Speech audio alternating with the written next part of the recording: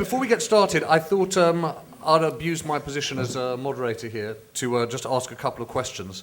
And I guess I wanted to start by directing a question at John Mearsheimer. You couldn't help but feel that Michael Pillsbury gave the game away a little bit when he said, you know, on our side of the motion, we don't need to be alarmist. We don't need to talk about war.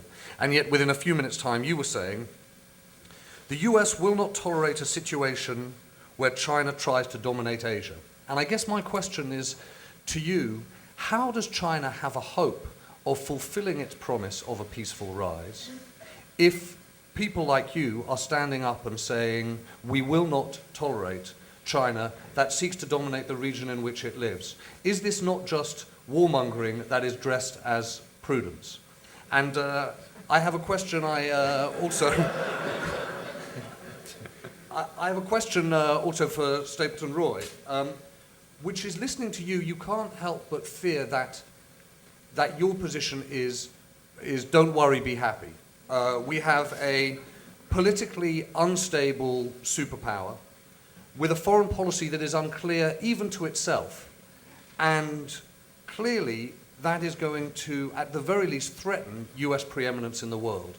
And I guess my question to you is, looking back over the last 30 years, even if you take into account the benefits of engagement, has not commercial engagement with China made it more difficult for the US to engage on issues from Tibet to Taiwan? And how much will the US be forced to compromise its foreign policy positions if it is going to ignore the threat that China poses? My argument is that the United States really has no choice, because as China gets more and more powerful economically, the United States constantly bumps into the question of what China's intentions will be 10, 20, or 30 years down the road. And he says, the moderator, that China wants to rise peacefully.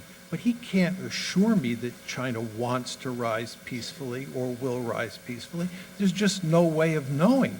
And in a world where you have a state that's becoming increasingly powerful, nearly as powerful as you have to assume worst case about its intentions to protect yourself in case there is trouble. Because as I said to you before, if you do get into trouble, there's no 911 that you can appeal to. And in a very important way, it is a self-fulfilling prophecy. And this is why I titled the book that I wrote on this subject, The Tragedy of Great Power Politics. This is a tragic situation. The United States simply has no choice but to assume the worst about China, and the end result is that you'll get that for sure.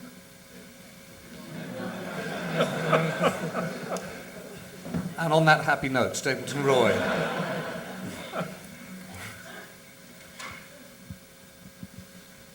I spent my career as a diplomat, and somehow the world wasn't this Hobbesian picture that has been presented to us. Just think about it for a moment. If your goal is to keep everybody else down, you shouldn't be surprised to discover that nobody else shares that goal. Now, successful foreign policies are based on finding common interests with other countries, not in trying to keep them down. If we try to keep China down, we'll have to keep India down, or whoever the next person is. What kind of a foreign policy and what kind of a country are we if that's our approach? Think of it another way.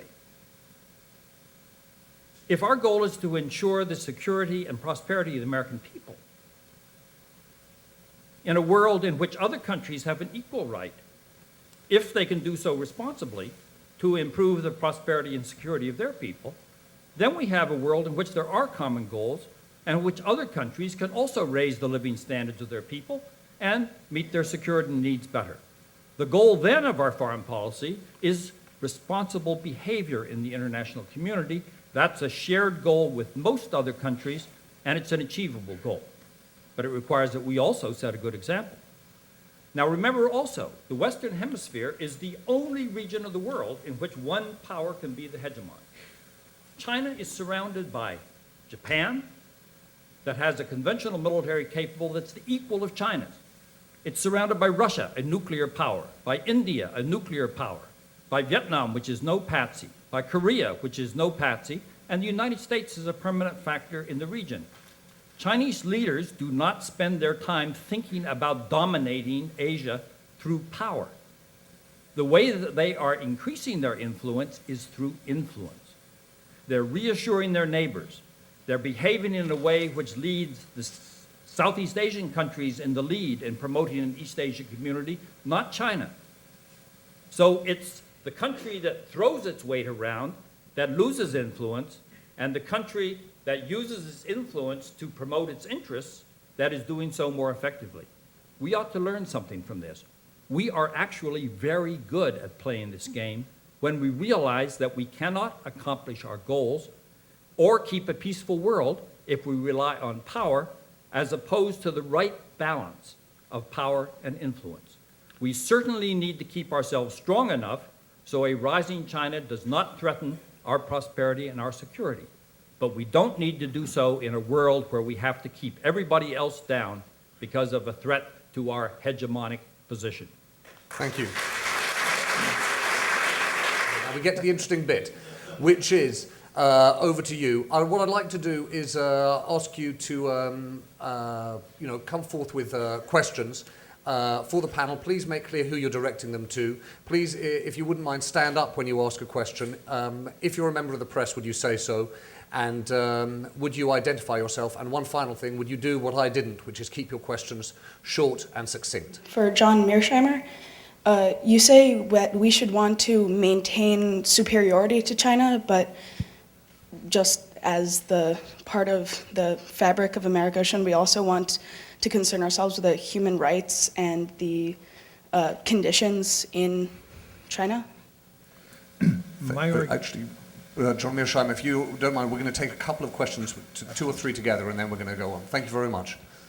Sorry, there's a gentleman over here who has a question. Yeah, my name is Mike Endicott.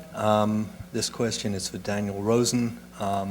Does the example of Hong Kong and China's behavior towards Hong Kong give us any clear picture of their future intentions? Thank you very much. Let's start with those two. John Mearsheimer, should we not pay more attention to human rights than just our own interests? The point that I tried to make in my comments was that a state can have a variety of different interests, and promoting human rights or protecting human rights and promoting democracy can be and often are legitimate goals of states, especially the United States. But the highest goal always has to be protecting your security, maintaining your survival. And the point that I tried to make clear here is that the best way to maximize your chances of surviving in the system are to make sure that you are by far the most powerful state, because then nobody can fool around with you. And once you have ensured your survival, you're of course then free to pursue those other goals. Thank you. Daniel Rosen, what does Hong Kong tell us? Hong Kong tells us a lot. The motion we're debating tonight with regard to the meta-phenomenon of China's strengthening and coming back into a position of relative strength after a century of relative weakness could easily have been debated in the more narrow context of Hong Kong 10 years ago, about 10 years ago today, in fact, almost, or a month away. People assumed that China's reassumption of control over Hong Kong would necessarily bring a cauldron of concerns and troubles about Hong Kong's fate.